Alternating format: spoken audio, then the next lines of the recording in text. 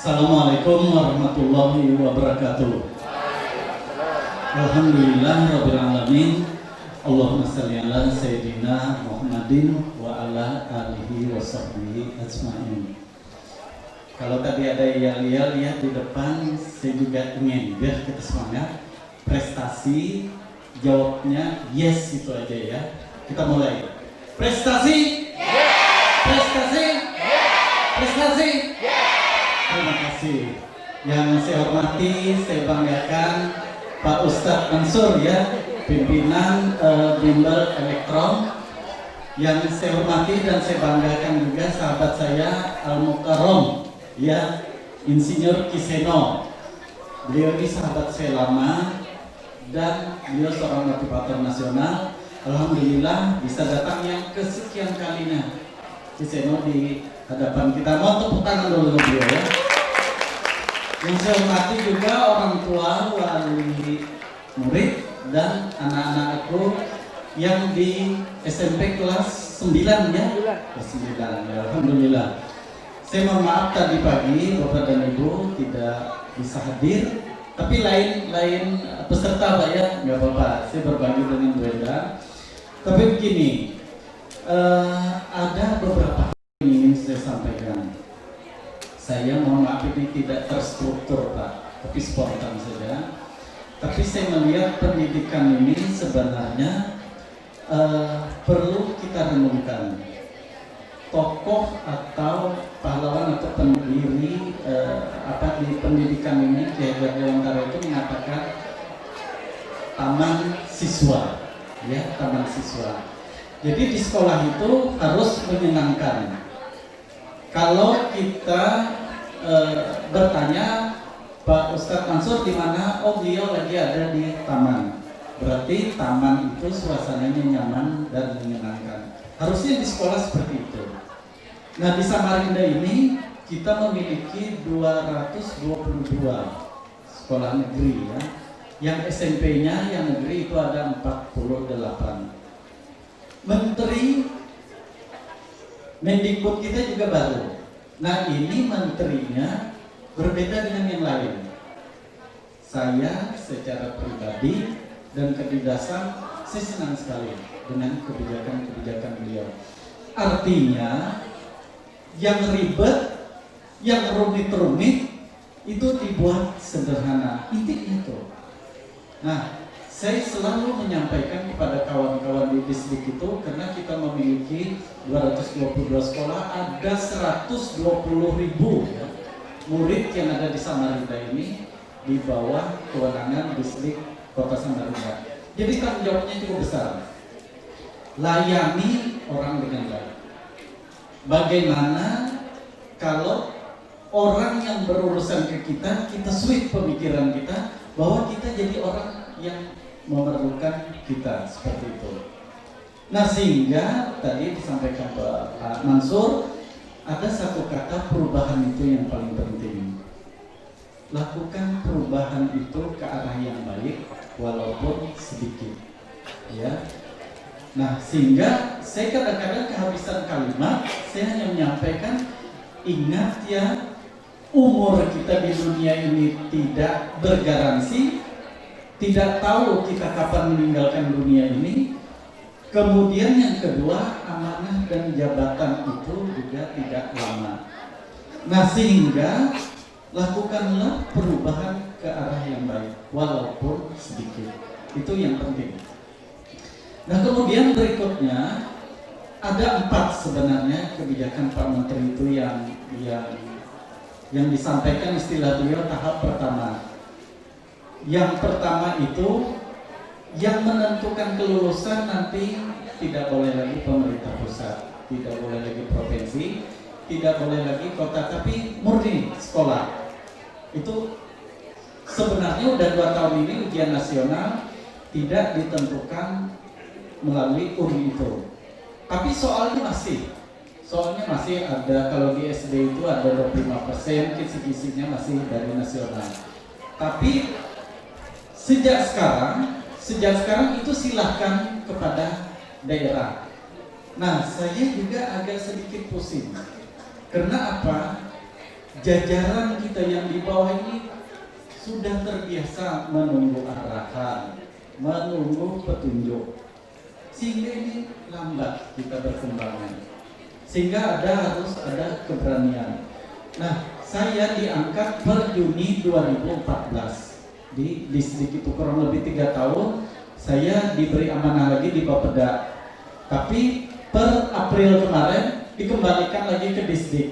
Saya termasuk kepala dinas yang langka juga Pak, karena pernah 2 kali jadi kepala dinas pendidikan Kota Samarinda.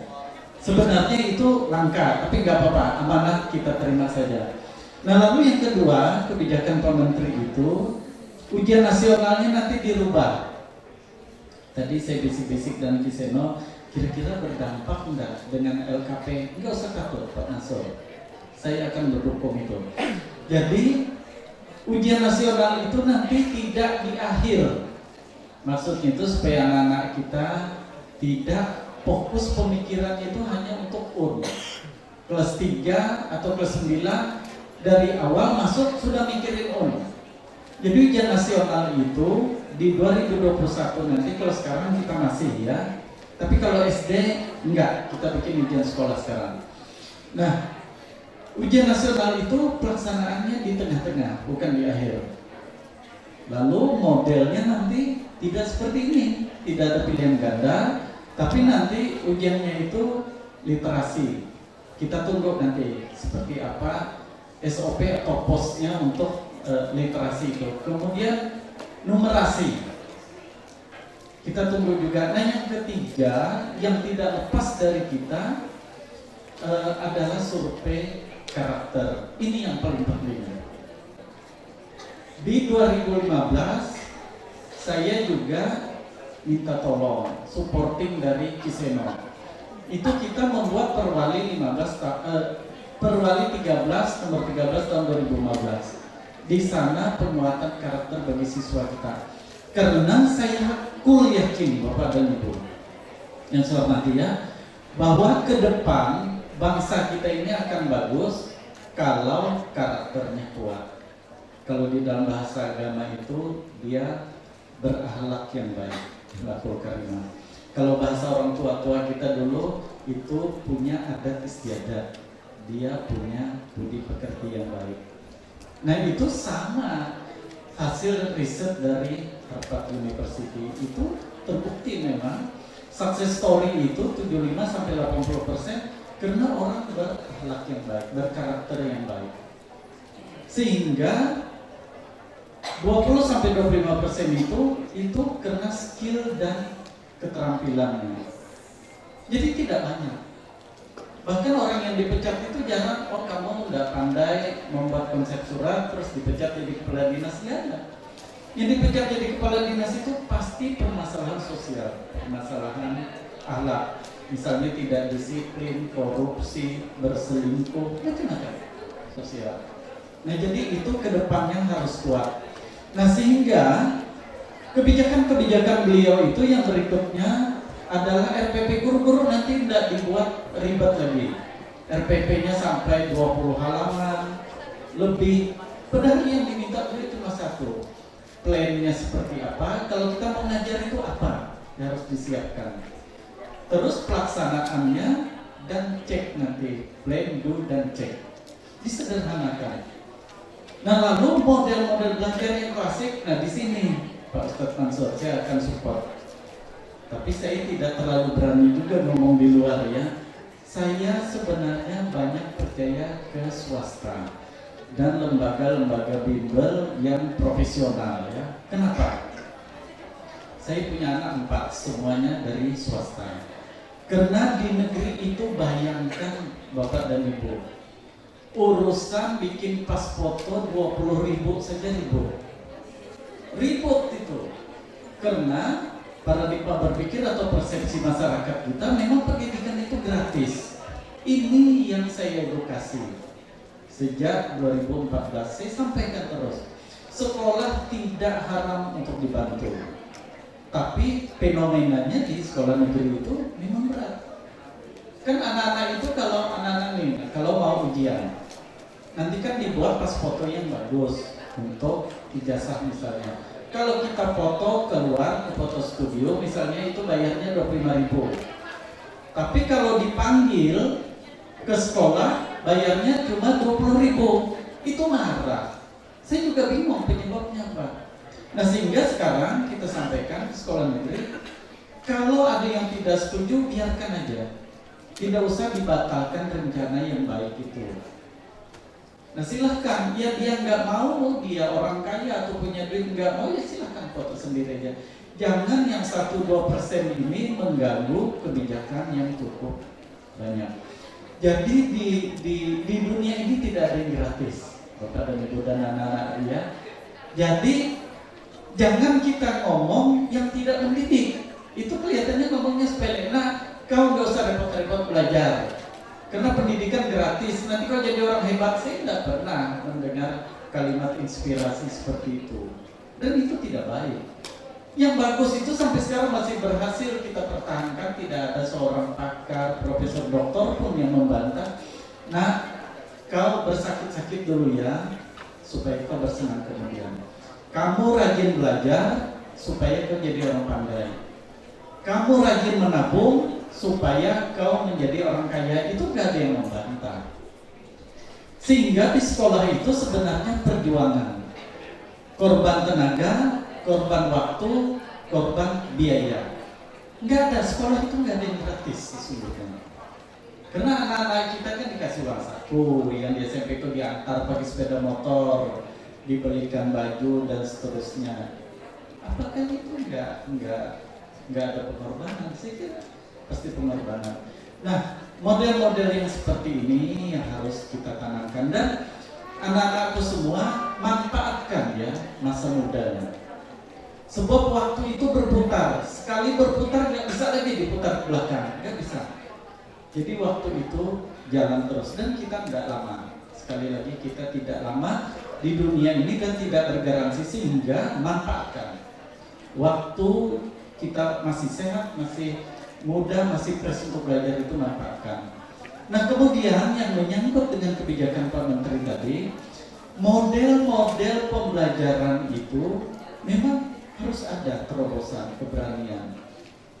Nah, saya menaruh harapan, saya salut juga, ini tidak usah takut Pak Mansur, segmennya pasti ada. Bayangkan dari satu orang menjadi 848 tadi ya, 848 atau 848, tapi yang jelas 800 ke atas. Ini luar biasa. Dari satu ruangan mungkin menjadi 20 Pak ya, luar biasa. Tolong tepuk tangan lah dulu untuk elektron ya. Dan itu tidak gratis Bapak dan Ibu. Nggak gratis, nggak apa-apa, memang seperti itu. Sesuatu yang kita dapatkan dengan gratis itu juga tidak terlalu berkesan. Tapi kalau itu penuh dengan perjuangan, dan orang-orang yang success story yang pernah saya baca di dunia ini ya, atau di Samarinda, di Kaltim, di Indonesia, sampai dunia, itu nggak ada. Yang tidak jatuh bangun, tidak melakukan perjuangan yang keras, itu nggak ada. Sehingga kata Andre Wongso, kalau kita lemah terhadap diri kita itu dunia akan keras. Tapi kalau kita keras terhadap diri kita, insya Allah dunia itu akan lemah nantinya. Nah, ini jangan dilupakan. Lalu lembaga-lembaga seperti elektron ini, saya lihat ini perkembangannya udah bagus. Memang ada juga Pak sekolah swasta yang jatuh bangun, tapi banyak sekolah swasta itu yang bagus di Samarinda ini. Bahkan ada yang masuk 20 juta sekarang di SD, tapi buktinya penuh sekolah itu. Sehingga saya mengatakan ada rupa, ada harga. Nah, mahal itu selalu ada di persepsi kita. Kita tidak mengutamakan konsep keagamaan. Kita memberi anak kita paket data misalnya 100.000 per bulan, kita nggak ribut. Tapi kalau kita berbagi dengan sekolah 20.000 atau 25.000, kita ribut. Nah, ini perlu dicamkan ya, dipikirkan. Sekolah itu bukan pendidik pertama. Ingat ya, Bapak dan Ibu. Pendidik utama itu ada di keluarga. Nanti biar Pak Ustadz Kiseno kita yang menjelaskan. Bahkan sebelum kita berkeluarga pun ada tata keramanya di agama itu. Untuk bersuami istri sampai nanti ibunya mengandung, sampai nanti dibesarkan, itu bagus sekali penataannya. Nah, sehingga generasi-generasi kita ke depan itu memang perlu diperkuat ke arah sana. Nah, sehingga yang istilah kita nyaman, gratis tadi coba dihilangkan.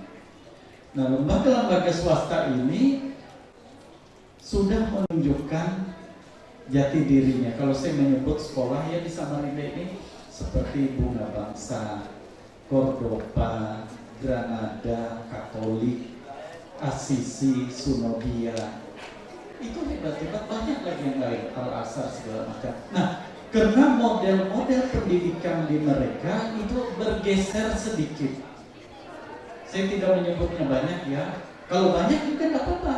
Itu tidak haram. Yang penting printnya ada. Karena yang saya katakan tadi, sekolah itu menerima tanggung jawab utama dari orang tua. Jadi pendidik utama itu di orang tua. Karena apa? Ijab kabul kita kepada sekolah sebenarnya, saya titipkan anak saya ini ke sekolah ini karena saya percaya. Ada satu kalimat yang kita malu menyampaikan, karena saya tidak mampu mendidik anak saya. Oleh sebab itu saya titipkanlah di sekolah ini. Sekolah ini menjadi rumah kedua bagi anak saya. Sehingga kalau dia nyaman di rumah, saya juga kepingin nyaman di sekolah. Kalau ada permasalahan, tolong kami diberitahu. Nah, di lembaga-lembaga swasta itu dia fleksibilitas itu agak tinggi melakukan perubahan itu. Kalau di negeri nggak bisa. Sedikit saja geraknya masyarakat ribut. Ini yang mau saya lakukan edukasi, mudah-mudahan nanti ada merasa regulasinya pun sudah jelas. Pendidikan itu di Undang-Undang Sisdiknas itu sudah jelas tanggung jawab pendidikan pemerintah pusat, provinsi, kabupaten kota, dan masyarakat. Masyarakat ini yang saya breakdown. Ada dunia usaha industri, ada orang tua wali, ada alumni, ada paguyuban. Silahkan kebersamaan kita. Nggak mungkin sampai kiamat pun saya katakan sekolah itu tidak mungkin sesuai dengan harapan kita secara optimal kalau hanya diurus oleh pemerintah. Oleh sebab itu orang tua alumni yang saya sebutkan tadi paguyuban itu punya peranan penting. Yang kita haramkan adalah dipaksa di sekolah itu.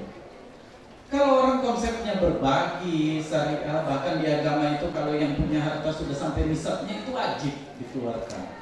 Itulah menjadi aset kita. Nah, kalau kita semua punya kepedulian terhadap lembaga pendidikan itu bagus. Bagus. Tapi kalau kita cuek, ini didik aja anak saya sih nggak mau tahu. Kalau ada masalah nanti kita akan laporkan ke polisi. Dicubit lah, dipukul, dipukul pelan-pelan itu juga dianggap bermasalah. Tidak. Jangan-jangan gurunya, ustadznya memukul itu dengan mengucapkan selawat misalnya, mudah-mudahan kalau masalah Sayyidina Muhammad, mudah-mudahan ya kalau nanti jadi anaknya soleh-soleh dipukul. Itu ada orang tua yang nggak mau menerima itu. Nah, saya takutnya nanti jiwa-jiwa apatis di guru itu juga ada. Kalau gitu dibiarin saja. Nah, padahal kalau zaman saya dulu, saya lapor dikasih mistar 1 meter di belakang ini, saya malah dipukul sama orang tua saya. Nah, ini menjadi problem-problem yang harus kita samaratakan. Jadi sekali lagi, lembaga-lembaga yang sifatnya di swasta apakah seperti bimbingan ini nggak usah takut Pak, walaupun nggak ada bimbelnya. Karena coba kalau saya tanya di sini kira-kira ada nggak anak-anak kita nih yang SMP kan kelas 3? Ada nggak mau jadi tukang cukur nanti? Nah, ada nggak yang mau tukang bikin kue? Nggak ada. Kenapa ini menjadi keprihatinan saya juga? Kenapa? Terus kita mau kemana? Nanti biar Kiseno yang memotivasi anak-anak kita, termasuk juga orang tua.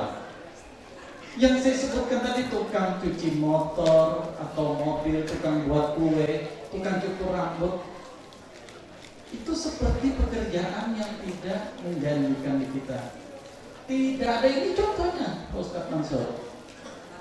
Dari satu orang itu kan jatuh bangun Pak. Kalau Bapak menceritakan perjalanan itu bisa jadi satu SKS itu Pak pelajarannya. Perjuangan itu nggak ada langsung jadi seperti ini. Nah, yang saya sebutkan tadi itu sunnah Rasulullah. Tolong nanti ya Bapak dan Ibu dibuka paradigma kita berpikir. Saya kalau bisa anak saya jangan jadi ada yang pegawai.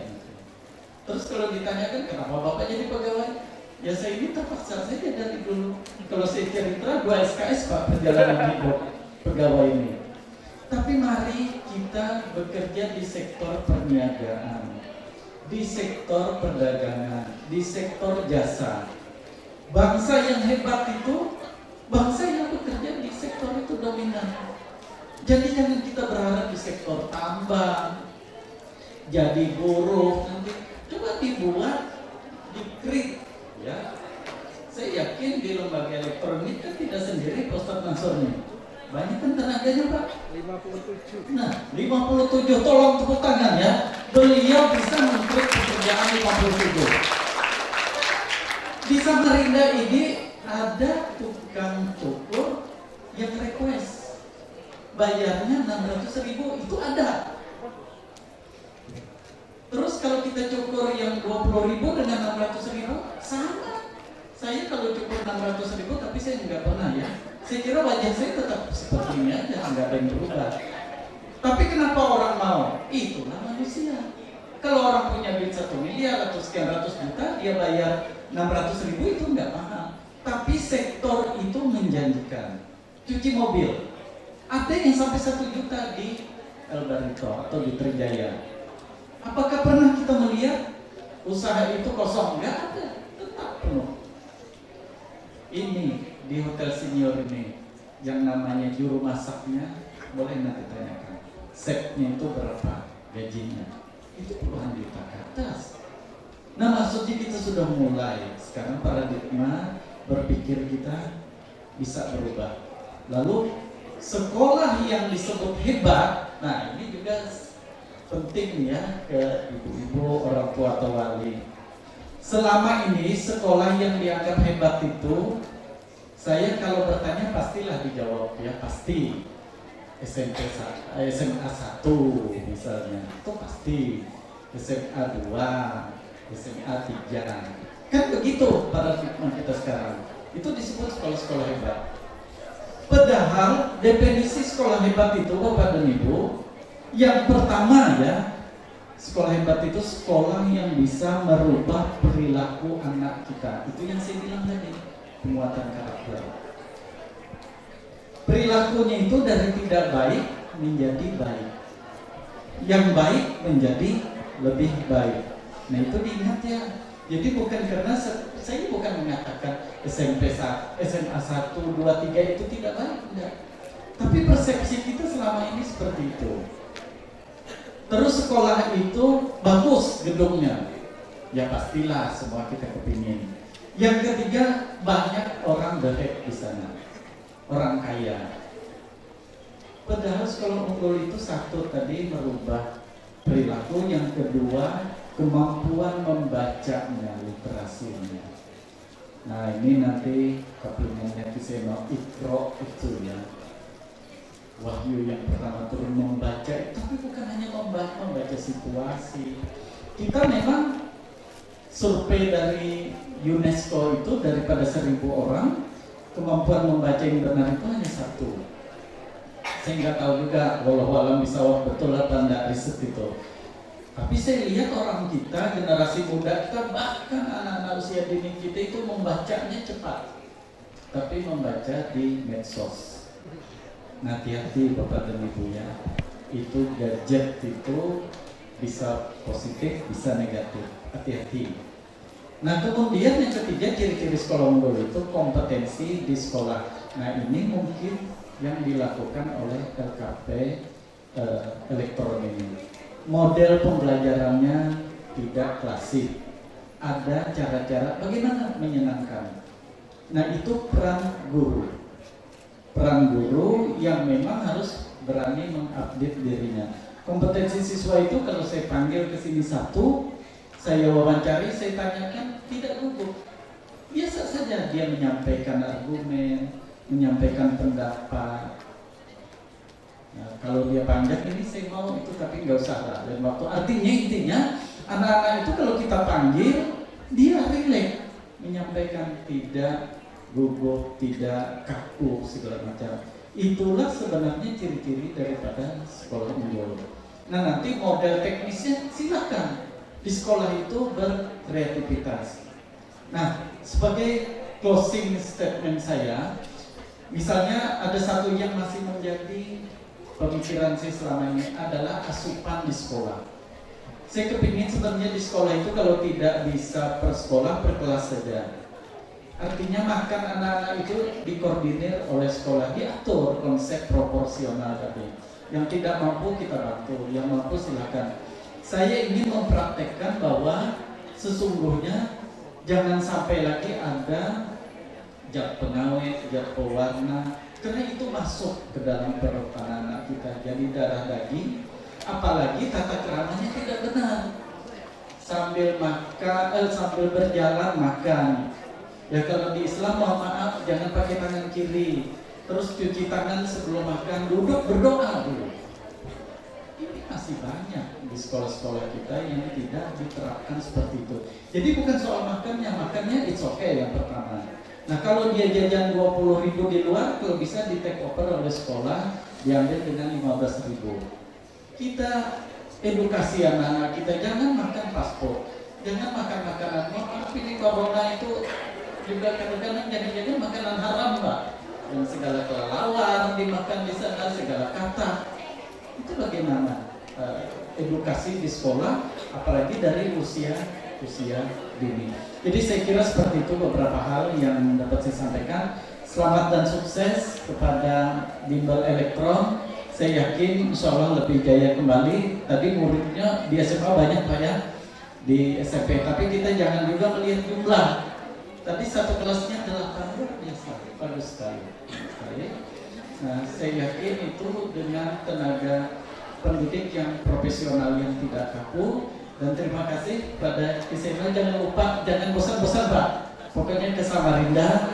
Saya kenal baik dengan beliau, insya Allah banyak hal-hal yang perlu kita dapatkan nanti. Dan Samarinda sudah nyaman sekarang. Kalau tidak lainnya Solo nggak ada ya KPT Pranoto, tapi dari Jogja ada Pak ya. Insya Allah kita sudah nyaman, tidak lagi capek ke Balikpapan. Kalau juga capek ke Balikpapan sudah ada tolnya. Selamat dan sukses. Sekali lagi saya ucapkan mohon maaf jika ada yang kurang. Wabillahi taufiq wal hidayah. Assalamualaikum warahmatullahi wabarakatuh.